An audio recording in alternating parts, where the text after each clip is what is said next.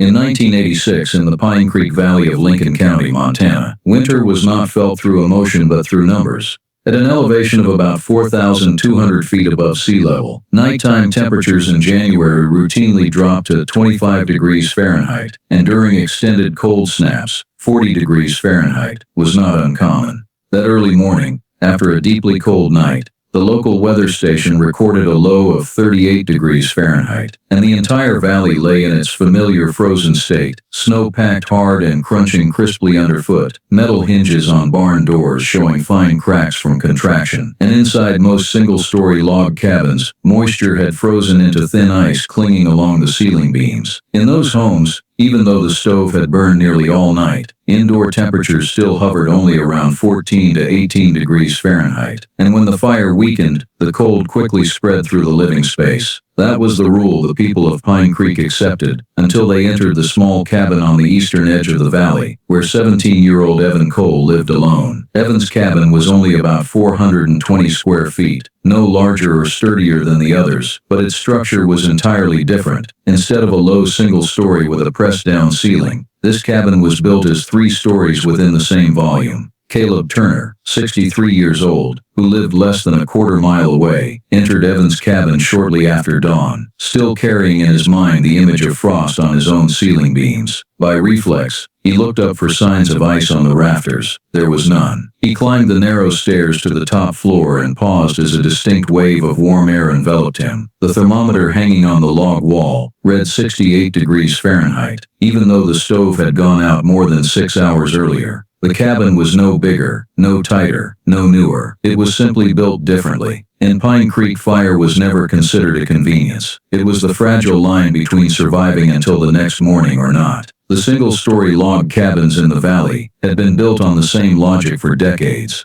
Keep the ceiling low, compress the space around the stove, and accept that when the fire died, the cold would win very quickly. The locals all knew the number, even if few spoke it aloud. If the fire stopped burning, an average cabin could lose 15 to 20 degrees Fahrenheit per hour, and within 3 to 4 hours, indoor temperatures could easily drop below 32 degrees Fahrenheit, enough to freeze water in buckets and turn breath into ice in the air. So the most common survival habit in Pine Creek was not stockpiling food or reinforcing windows, but tending the fire. Each night, adults set alarms or woke by instinct every 2 to 3 hours, put on a coat, got out of the cold bed, added 10 to 15 pounds of wood to the stove, stirred the embers, and returned to sleep for a few short hours before repeating the cycle. A normal winter night consumed 40 to 60 pounds of wood, in exchange for months of lingering exhaustion, but that was the price Pine Creek paid. In the 3-story cabin on the valley's edge, before everything changed, Evan Cole had lived by that same rhythm alongside his mother, Laura Cole, 46 years old. Laura suffered from mild chronic lung disease, a form of COPD, that made breathing difficult in very cold air, and the local doctor had made it clear that she could not tolerate temperatures below 45 degrees Fahrenheit for extended periods. She could not wake up in the middle of the night to tend the fire, and that responsibility fell entirely to Evan. For weeks on end, he slept fitfully, set alarms, and relied more on willpower than strength.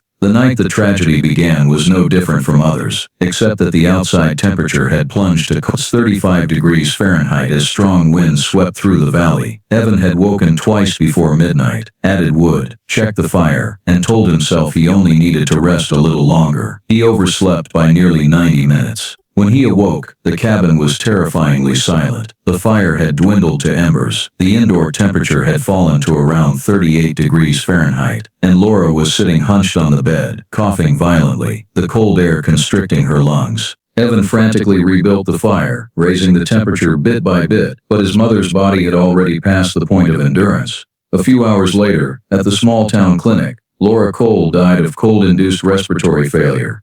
No one in Pine Creek said Evan had done anything wrong. No one blamed him for falling asleep. Laura Cole's funeral took place 2 days later, in the kind of cold that Pine Creek considered so normal, it needed no explanation. The ground was frozen solid, and the grave-digging crew could only dig down about 18 inches before the soil turned almost rock-like, forcing them to use crowbars and iron shovels to widen the grave inch by inch. The service was brief. lasting no more than 15 minutes because daytime temperatures hovered around 5 degrees Fahrenheit and a steady wind swept across the open cemetery, making everyone shift restlessly. When the ceremony ended, no one lingered. Evan returned to the cabin on the edge of the valley, and for the first time since his mother's death, he was completely alone there. No one else needed to be kept warm but himself. No more coughing echoing from the bed whenever the temperature dropped, and no longer any reason to continue the exhausting rhythm that Pine Creek still regarded as the price of winter. In the days that followed, a few neighbors stopped by with food and firewood, accompanied by the familiar phrases delivered in certain tones.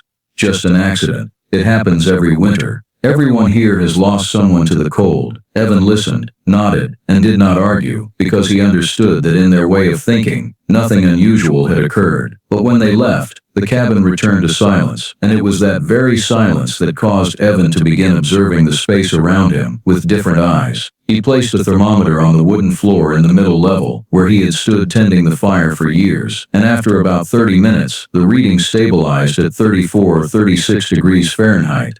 Cold enough for his feet to go numb after just a few minutes of standing still. Evan noted that number, then looked up at the ceiling about 7 feet high, where warmer air had always collected in a thin layer he had never paid attention to before. He hung another thermometer near the ceiling beams, about 6 feet above the floor, and noticed the temperature there was 6 to 8 degrees Fahrenheit higher than at floor level, even though the stove had been completely out since the previous night. Evan repeated these measurements over the next 2 days, at different times, and the results varied little. Temperature rose steadily with height, a simple but consistent pattern. Throughout his life in Pine Creek, Evan, like everyone else, had been taught that the space near the ceiling was where heat was wasted, a sign that the cabin wasn't tight enough, or the stove wasn't strong enough. Traditional cabins were built so people would stoop low, huddle close to the stove, and accept that heat would rise and disappear where no one lived. But now, standing alone in the cold room, Evan began to realize that this arrangement was not a law of nature, but a choice repeated for so long that it had stopped being questioned. He watched his breath rise upward and dissipate, saw how warmth gathered in the upper part of the room, while the lower part remained bitterly cold, and wondered why people had forced themselves to live in the coldest part of their own home. The cabin did not kill by a single specific act, Evan understood, but by an assumption carried across generations that people would always be strong enough to wake every 2-3 hours, alert enough to add 10-15 pounds of wood each time, and disciplined enough to never fall asleep, all through the winter. When that assumption failed even for just 90 minutes, the system had no margin to compensate. Evan placed the 2 thermometers side by side on the table, watched the small but persistent difference between them, and felt a thought form slowly, not like a flash, but like an inevitable conclusion after all the numbers had been recorded. Hot air always rises. That was not the cabin's fault, but the way the world worked. Traditional cabins in Pine Creek treated that as a failure and tried to fight it by burning more wood and forcing people lower. Standing alone in the cold house, Evan wondered why no one had ever tried the opposite. If heat always rises, why not let people live where it goes? After that question took shape, Evan did not try to answer it by inventing something new, but by observing what had long existed around him. In the following days, as Pine Creek Valley remained locked in steady cold below 10 degrees Fahrenheit all day, he began spending time in places he had previously only entered out of habit, never truly examining them. The first place was his own cabin. Evan climbed up to the old loft above the middle level, which had previously been used only to store dry goods and rarely opened tool crates. When he placed a thermometer there, he noticed a consistent pattern across multiple measurements. The temperature in the loft was always 8 to 12 degrees Fahrenheit higher than the living level, depending on the time of day, even though the stove was completely out and there was no additional heat source. He measured in the morning, afternoon, and near midnight, recording the time, location, and temperature, then comparing the figures. The difference did not disappear, it only varied slightly. This led Evan to start paying attention to height as a factor that traditional cabins had never considered useful. From his own loft, he went to the Turner family's livestock barn, a wooden structure nearly 18 feet high, divided into 2 levels to hold hay above and animals below. Caleb Turner let Evan come in to take measurements, not particularly interested in the reason, thinking the boy was just trying to pass time after the funeral. Evan placed 1 thermometer right at the barn floor where the livestock stood, and another on the hayloft floor about 12 feet above.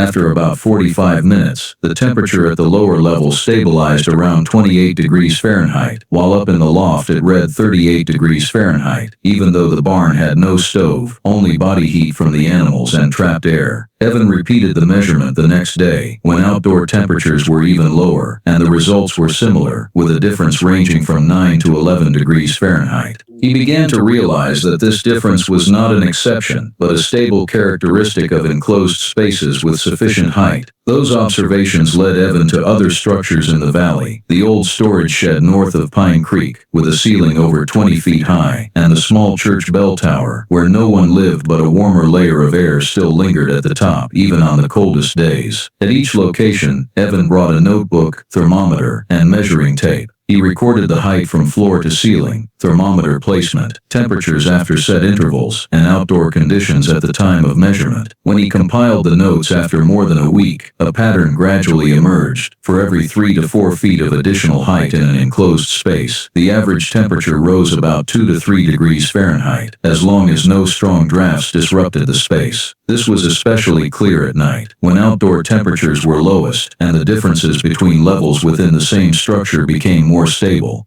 Evan did not initially call this phenomenon by a scientific term. To him it was simply how air arranged itself when not forced otherwise. He observed how his breath rose and lingered longer in taller spaces, how the smell of hay was stronger in the upper loft, and how the warm air seemed to form an invisible lid overhead. When he reread old books in the small town library, Evan came across the concept that precisely described what he had been measuring for a long time: thermal stratification. Warm air is lighter, tends to rise and stays put if not mixed. Cold air is heavier, sinks and occupies the lowest space. In most Pine Creek cabins, the low structure and pressed-down ceiling caused constant mixing of the two layers through strong convection from the stove, with the result that heat was pulled down to the floor, where it quickly escaped through the cold wooden floor and cracks. But in taller structures where space allowed air to sort by its own weight, this stratification became clear and persistent. Evan began to understand that what people called heat loss at the ceiling was actually heat finding the place where it could remain most stably.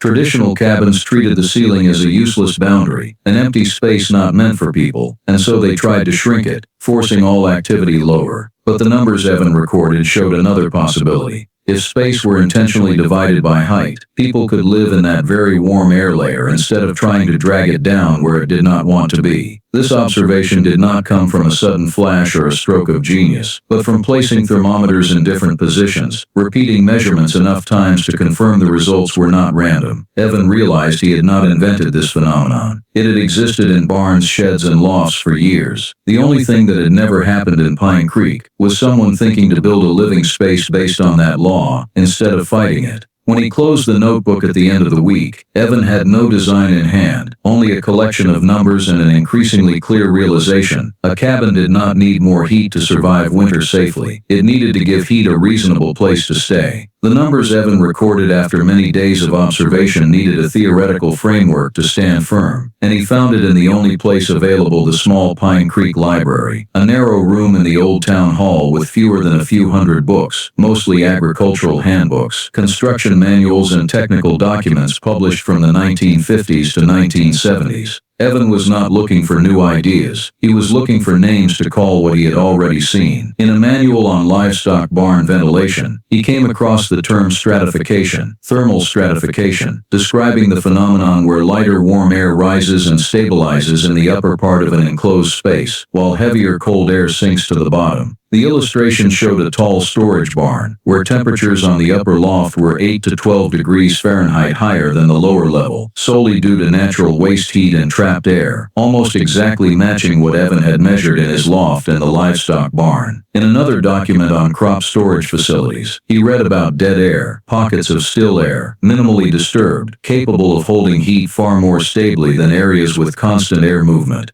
The author explained that in reasonably divided spaces, this still air layer acts as an invisible insulating blanket, slowing the exchange of heat with the outside environment. Evan thought of the quiet feel of the air in the high loft, where breath lingered longer, and realized those spaces had never been designed for people, yet they did an excellent job of retaining heat where traditional cabins failed. Evan closed the old books, with no drawings in hand, only an increasingly clear certainty that he was not fighting winter or physics. He was simply learning from spaces people had overlooked and realizing that what kept warmth best in Pine Creek had never been anything designed for human habitation. The principles Evan read about did not automatically turn into a solution, but they began to rearrange the way he looked at the very space he was standing in. He spread out sheets of scrap paper on the wooden table in the middle level, not to draw a new house, but to redivide the old house vertically in a way no one before had considered useful. The floor area remained the same, about 420 square feet, because Evan had no money, no new land, and no reason to expand horizontally.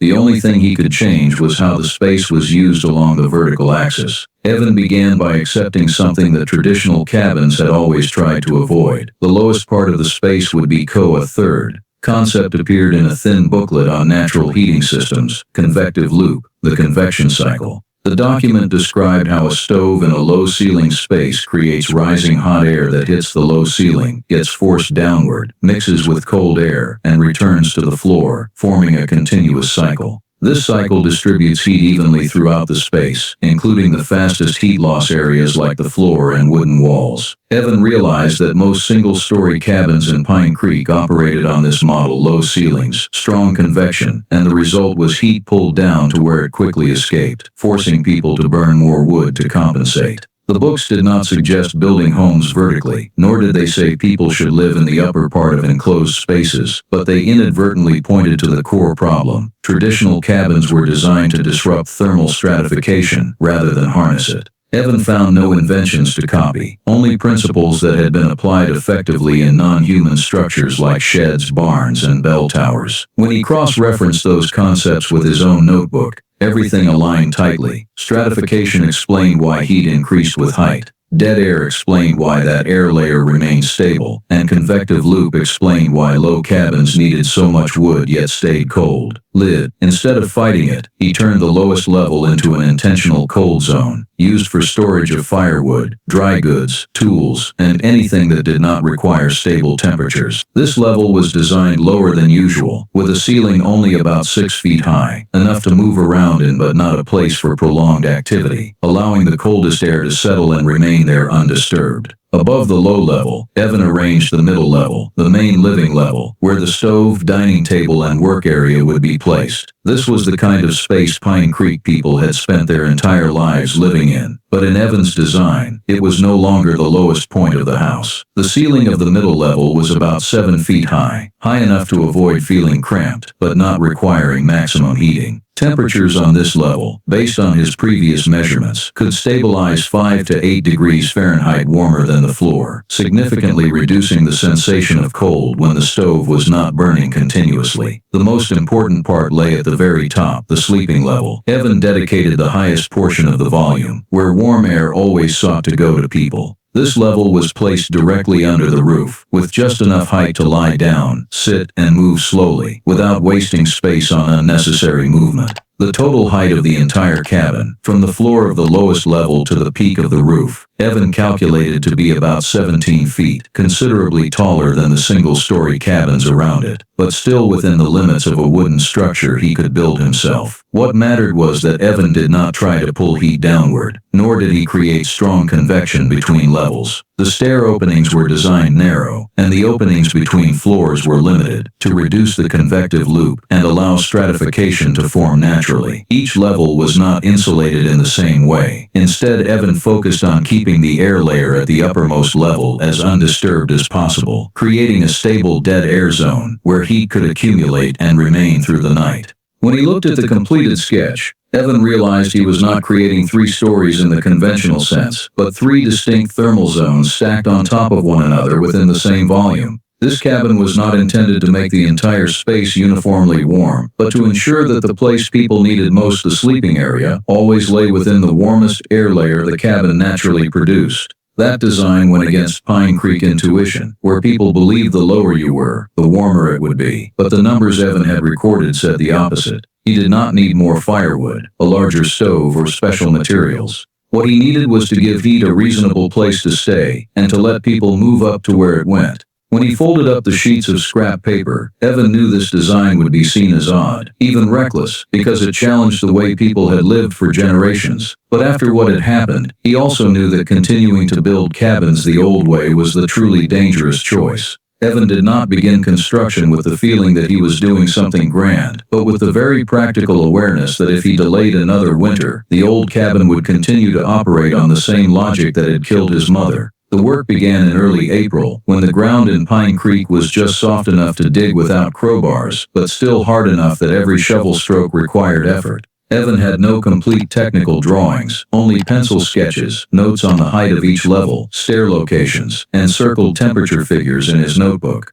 The materials he used were nothing special: pine lumber sawn at the local mill, standard 2x6 and 2x8 beams, 1-inch thick floorboards, and corrugated tin roofing bought cheaply from an abandoned shed. The total floor area remained the same at about 420 square feet, but Evan had to recalculate the entire framing system to support the new height of nearly 17 feet. The foundation was not expanded, only reinforced with wooden posts driven about 12 inches deeper than before, enough to handle the increased vertical load without pouring concrete, which Evan could not afford. He worked alone most of the time, starting at sunrise and stopping when the light was no longer sufficient for precise measurements. On average, Evan put in 10 to 12 hours a day, taking short breaks to eat and drink water, and recording progress at the end of each day as a way to self-regulate his pace. The lowest level was built first, with a low ceiling and simple framing, since it had the fewest demands for finish quality. Once that level was complete, Evan moved on to the middle level, where he was more careful with beam spacing and floor tightness, because this remained the main living space. The most difficult part was the uppermost level, where the roof framing had to be raised higher than usual, but still ensure no large gaps that would cause heat loss. Evan worked slowly in this phase, remeasuring every distance, adjusting every joint, because he understood that if the upper level was not stable, the entire three-level idea would become meaningless. Throughout the process, Evan could not escape the eyes of those around him.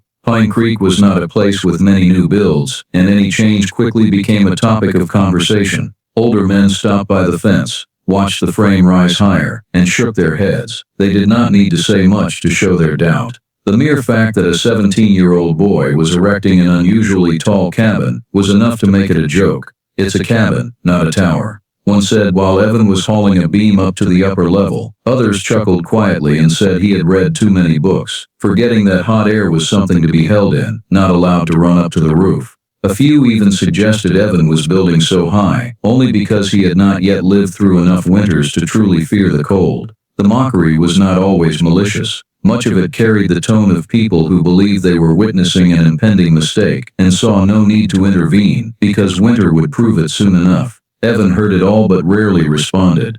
He had no language for debate, and did not want to turn his work into a public argument. For him, every hour of building was a step away from the old cabin, where everything depended on him never being allowed to fall asleep. When the upper level began to take clear shape, with its narrow staircase leading up and just enough space for a single bed, the mockery shifted to curiosity mixed with skepticism. A few people lingered longer, asking Evan about the height, how he planned to heat the top level, and whether he thought the wind would sweep all the heat out through the roof. Evan answered briefly, if at all, with the numbers he had measured and recorded, but those numbers held little meaning for people who had lived their whole lives by oral experience. To them, low cabins had always been the right answer, and Evan's going against it only proved the immaturity of youth. Construction stretched nearly 3 months, from early April to late June, longer than Evan had initially planned, because he did everything alone and had to rework many details when he realized they might create unwanted convection. When the framing was finished and the roof was on, the structure stood noticeably taller than the surrounding cabins, yet with the same footprint, making it look both familiar and strange. Some said Evan was wasting wood on useless height, that he would pay the price when winter winds blew hard across the roof, and that the top level would end up the coldest place. Evan noted all those predictions as part of the process, not as warnings, but as hypotheses that winter would test. When he nailed the final board on the upper level, and stood looking at the entire cabin from outside, Evan felt neither pride nor certainty. The only thing he knew was that he had built something different from what Pine Creek was used to, and that difference, right or wrong, would no longer be speculation when the cold returned. When construction ended and summer passed over Pine Creek in rare quiet, Evan did not consider the three-story cabin a success, only a hypothesis erected in wood and nails. He knew that every argument, every previously recorded number, would be meaningless if they did not hold up when the stove went out, because that was precisely when traditional cabins began to fail. The first test Evan conducted came at the end of September, when nighttime temperatures began dropping below 40 degrees Fahrenheit, cold enough to create differences but not yet harsh enough to destroy mistakes. He placed thermometers at 3 fixed positions, one on the lowest level, about 12 inches above the floor, one on the living level, at chest height, and one on the uppermost level, near where he planned to put the bed. Evan lit the stove in the evening like everyone else, holding steady temperatures until about 9 p.m., then let the fire die out completely, clearing the embers to ensure no residual heat source remained. When doors between levels were left open too long, the temperature difference dropped noticeably within 10-15 minutes, showing how quickly strong convection could break. Then he waited. 1 hour after the fire died, the lowest level dropped fastest from 52 degrees Fahrenheit to about 38 degrees Fahrenheit, while the middle level held at 45 degrees Fahrenheit, and the top level only dipped slightly to 56 degrees Fahrenheit. He even recorded every number, in no rush to conclude. 2 hours later, when traditional Pine Creek cabins usually began to feel distinctly cold, the differences became clearer. The lowest level read 34 degrees Fahrenheit, the middle about 41 degrees Fahrenheit, and the top still at 54 degrees Fahrenheit. The gap between the lowest and highest points had exceeded 20 degrees Fahrenheit, with no human intervention. Evan repeated this test on consecutive nights, adjusting the time the fire was extinguished and noting the rate of temperature drop at each level. On colder nights, when outdoor temperatures neared 30 degrees Fahrenheit, the difference between the lowest and top levels rose to 25 to 30 degrees Fahrenheit, holding steady for hours before the whole cabin began to cool gradually. What mattered most to Evan was not the highest number achieved, but the rate of change. In the old cabin, temperature dropped almost uniformly across the space as soon as the fire weakened, forcing constant intervention. In the new cabin, each level responded differently, and the uppermost level where people lived was always the slowest to lose heat. Evan also tried sleeping on the upper level during those nights, not to test comfort, but to see whether a human body would disturb the warm air layer. The results showed that as long as he stayed mostly still, the surrounding temperature barely changed for hours. This reinforced the understanding that dead air was not an abstract concept, but a condition that could be created and maintained, if the space was divided correctly. Evan also noted small failures in the tests. Stratification. He adjusted the doors, narrowed the gaps, and tried again the next night. Every mistake was recorded, not as proof the idea was wrong, but as guidance on what needed tighter control. By mid-October, Evan had enough data to know the three-story cabin not only retained heat better, but retained it differently. It did not try to warm the entire space at once, but allowed heat to arrange itself and persist where it was needed most. Even so, Evan did not consider these tests final proof. Early autumn nights were only test conditions, not judgment. He knew the real Pine Creek winter did not arrive gradually, and when it did, there would be no room for small errors. This was not an experiment that could fail and be fixed. When the cold returned with its full weight, every number would be pushed to the limit, and the cabin would have to prove that the 20-30 degrees Fahrenheit difference was not just present in mild conditions, but durable enough to protect a person when there was no margin left for any mistake. The real cold snap hit Pine Creek in early January that year, not in a sudden or dramatic way, but through the steady decline of numbers that left people no choice but to prepare for the worst. Within 2 days, nighttime temperatures slid below 30 degrees Fahrenheit, then continued falling as an Arctic air mass poured into the valley unimpeded. By the third night, the weather station near the state road recorded a low of 42 degrees Fahrenheit, a number that made even longtime Pine Creek residents double-check their woodpiles before dark. The wind blew steadily through the evening, not too strong, but enough to strip heat from any exposed surface, and when the sun set, the entire valley quickly fell into the familiar tense silence of nights when everyone knew they would not sleep through. In the single-story cabins around, red firelight glowed from small windows, and people began a stricter fire-tending rhythm than usual, waking every 2 hours instead of 3, adding more wood, sealing every crack they could find. Even so, only a few hours past midnight,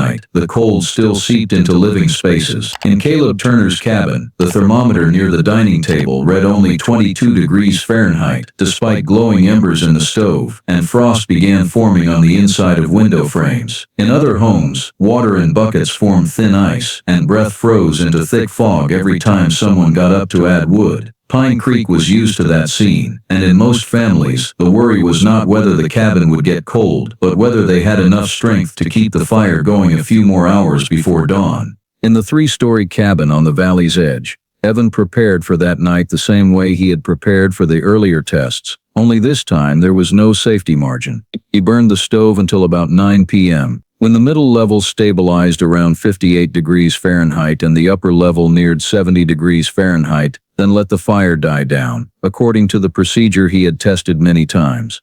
By 10 p.m., the embers were fully cooled, no red glow remained, and the stove was just a cold metal mass. Evan added no more wood. He placed the 3 thermometers at their fixed positions, recorded the time, then climbed to the uppermost level and lay still, waiting. 1 hour passed, then 2.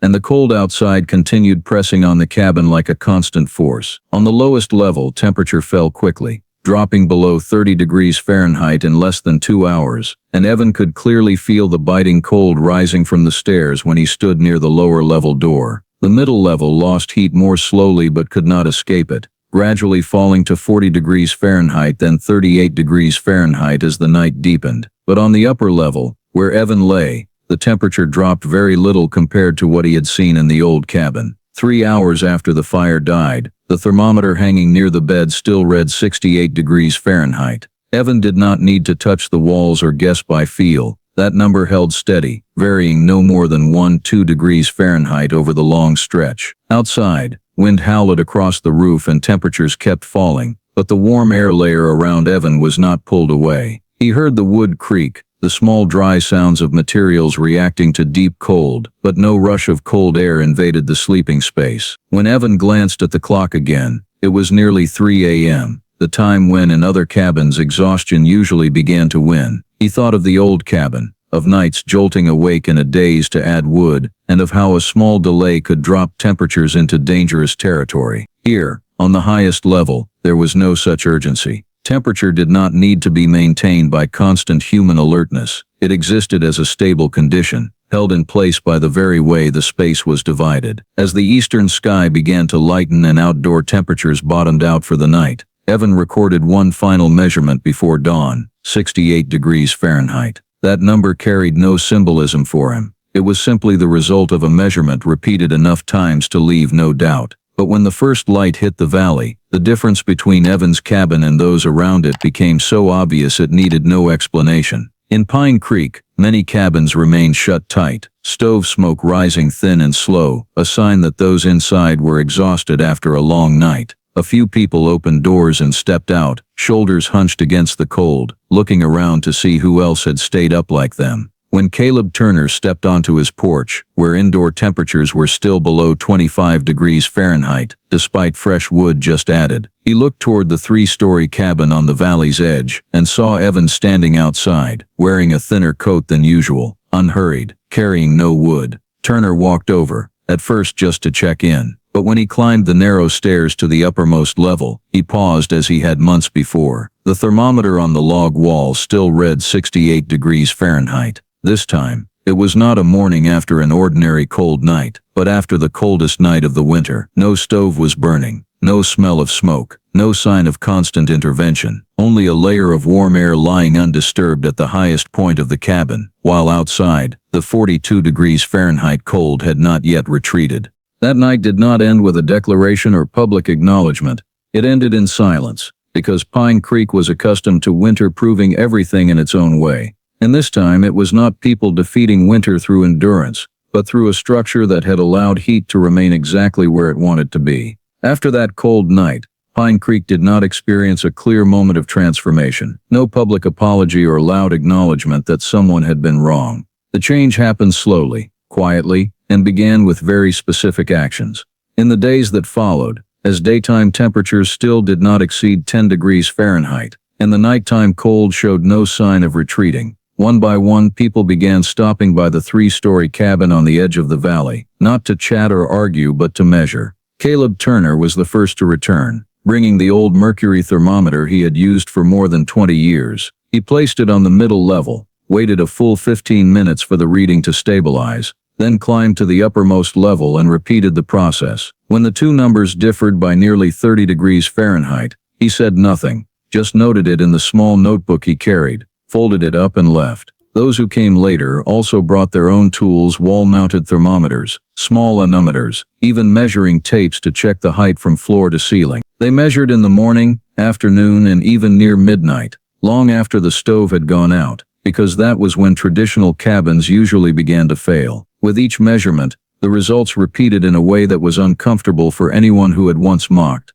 The lowest level coldest, the middle level moderately cold, and the uppermost level holding stable heat at a level many other cabins could not achieve even with the fire burning. No one asked Evan anymore what he thought or what he believed.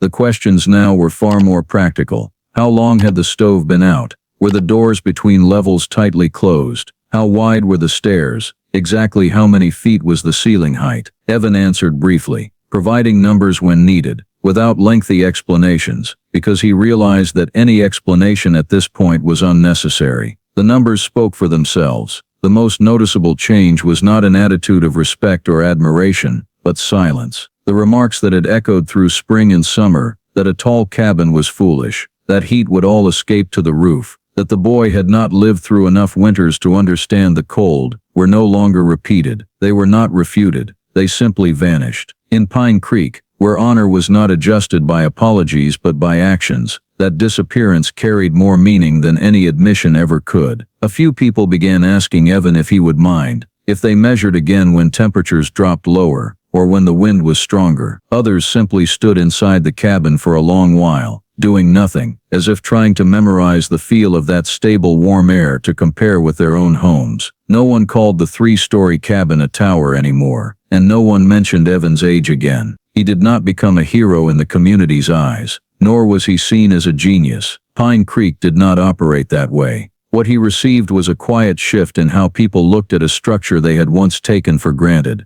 As winter dragged on, a few other cabins in the valley still consumed the same amount of wood as before, still forced their occupants to wake multiple times each night to maintain heat. But now, every time someone did that, they knew it was not the only way. Evan continued living in his cabin, without staging demonstrations or explanations, and without trying to convince anyone. He simply left the door open when someone knocked, let them carry their own thermometer up to the upper level, let them wait long enough for the number to stabilize, and let them leave with what they had seen. In Pine Creek, the laughter did not disappear because it was silenced. It disappeared because it no longer had footing against measurements repeated too many times to be considered random. And in that silence, for the first time, winter was no longer the final judge of who was right and who was wrong. The change in Pine Creek did not happen in a single winter, nor was it tied to a moment remembered by a specific date. It spread slowly, in exactly the way this community accepted anything new by quietly testing it again, then keeping what worked. That spring, as the snow began to melt and daytime temperatures crept above 32 degrees Fahrenheit, a few people returned to the 3-story cabin for one final measurement, as if to confirm that the numbers they had seen on the cold night were not illusions born of exhaustion. After that, without any call or official guidance, small changes began to appear. A loft was raised a few extra feet in an old cabin. A narrow staircase was added to lead to a new sleeping space right under the roof. A storage shed was converted into temporary winter quarters with a higher than usual ceiling. No one called it Evan's model, and no one mentioned the original story when explaining why. They simply said it seemed reasonable, or meant fewer wake-ups at night. The new cabins were not identical to Evan's, but they all shared one thing in common. People were moved up closer to where warm air naturally collected most. Within 2 years, the average amount of wood some families consumed in winter dropped by 20–30%, not because they were more frugal, but because they no longer had to compensate for a structure working against physics. Evan did not stay to witness the entire process. When summer arrived, he sold the 3-story cabin to a young family who had just moved to Pine Creek, not at a significantly higher price, just enough to leave without debt. There was no big farewell, no speech or official recognition from the community. Pine Creek had no habit of turning survivors into icons. Evan left the valley in his mother's old truck, carrying a few books, the notebook filled with numbers, and an observational habit that had become instinct. He did not say he had solved winter, because he knew that was not true. Winter in Pine Creek still dropped below 30 degrees Fahrenheit every year. The wind still blew through the valley in the same direction, and the ground still froze deep enough to require crowbars for digging. Those things did not change. What changed was how people arranged their space before the cold arrived. Many years later, as the modified cabins continued to stand firm through harsh winters, no one remembered exactly who first thought to build high instead of low, and that, in the way of Pine Creek, was a form of recognition. Evan's legacy was not in a name or archived drawings, but in a simple question that forced people to look again at what they had taken for granted. That question did not require being smarter, stronger, or more enduring. It only required that people pause and observe how the world had worked long before they arrived. Winter did not change, and it did not need to change to be survived. What needed adjustment was the way people built to live alongside it. If you want to continue exploring stories where a well-timed question can change the way people survive, please subscribe to the channel so you don't miss the next episodes. Thank you for watching, and see you in the next story.